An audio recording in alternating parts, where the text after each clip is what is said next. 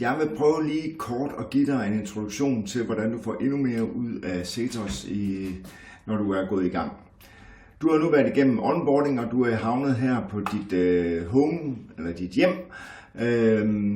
Og over i venstre side ser du hele din navigation, hjem, coaching, proces, mit tyngdepunkt, dialoger, to-do, værktøjer, hjælp. Det er din hovednavigation. Den her over i venstre side, den vil altid være der. Det her vil tilpasse sig efter dig, alt efter hvor du er i processen, om du skal fortsætte med en opgave, eller du er i gang med at udvikle dit lederskab.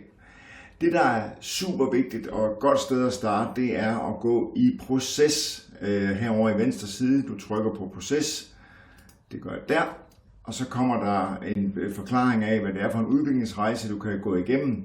Hvis det er første gang, du er der, så kommer der også en video med mig, som lige kort introducerer dig til processen. Men her vil jeg anbefale dig at gå i det, der hedder Explore-fasen.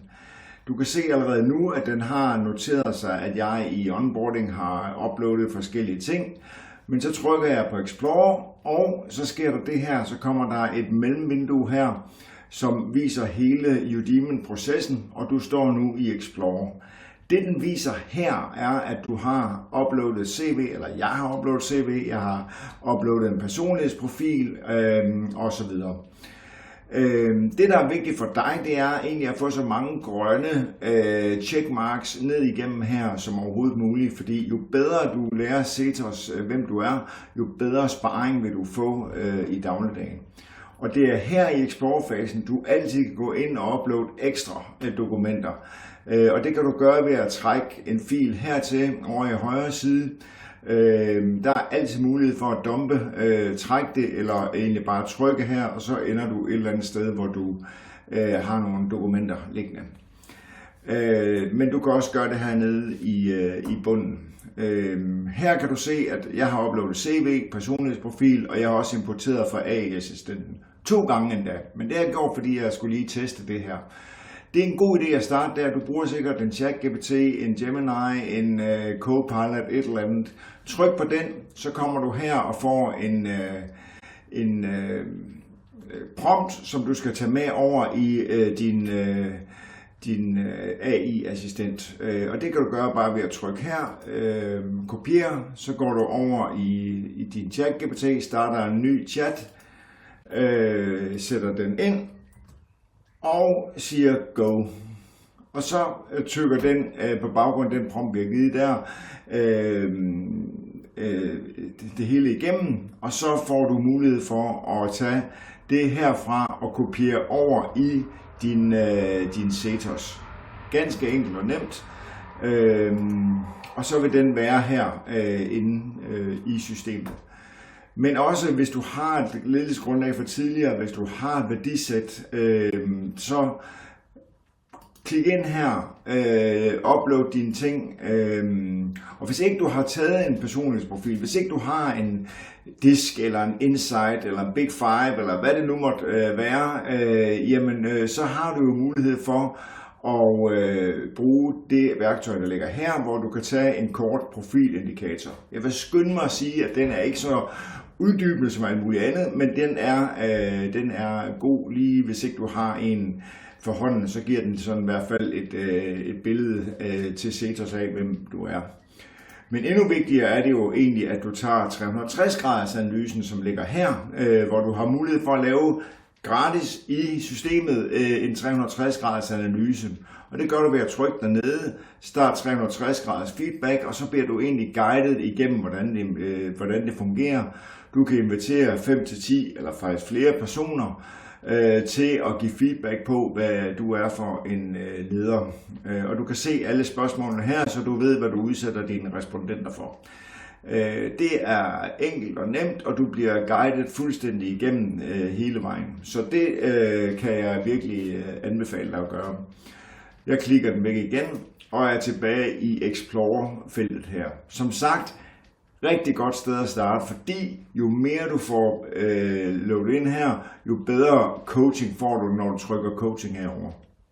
Det er også klart, at det vil du bruge i din udvikling, for når du har samlet materiale nok, så kan du gå videre til Understand, trykker jeg på Understand her, Og så vil Setos analysere dine data og prøve at få et billede af, hvem du er. Og ud af det vil der komme nogle mønstre, nogle temaer, nogle kontraster, nogle blinde vinkler og nogle forslag fra Setos til, hvordan du kan blive klar på, hvem du er, inden du definerer dit ledelsesmæssige tyngdepunkt. Så det er et vældig godt sted at starte. Og det er jo vejen frem mod at definere dit tyngdepunkt, som er herovre i venstre siden har du mit tyngdepunkt. Det er i øjeblikket tomt, fordi at jeg har jo ikke gået processen igennem. Men alle de steder her kan du se, at man kan tale med Setos om tingene. Man kan tale med Setos om mit formål, jeg kan tale med Setos om min ledelsesmæssige kernefortælling.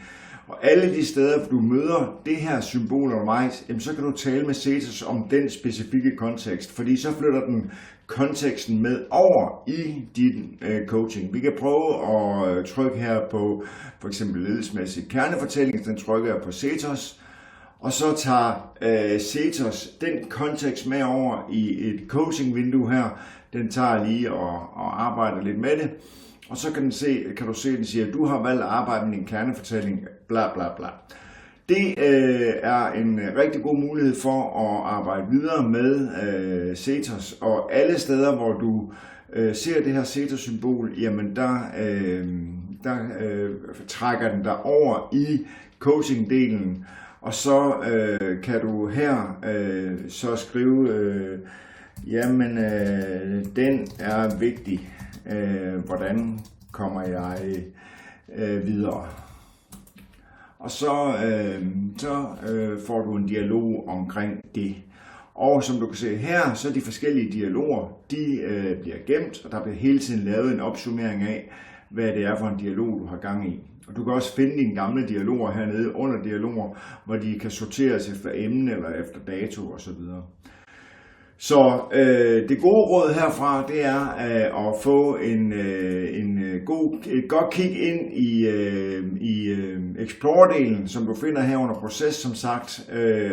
Trykker på Explore, og så har du mulighed for her at loade en hel masse ting op. Og det er også her, du kunne finde på at loade andre dokumenter op, for eksempel din virksomhedsværdisæt eller lignende, fordi så får Setos det som baggrund.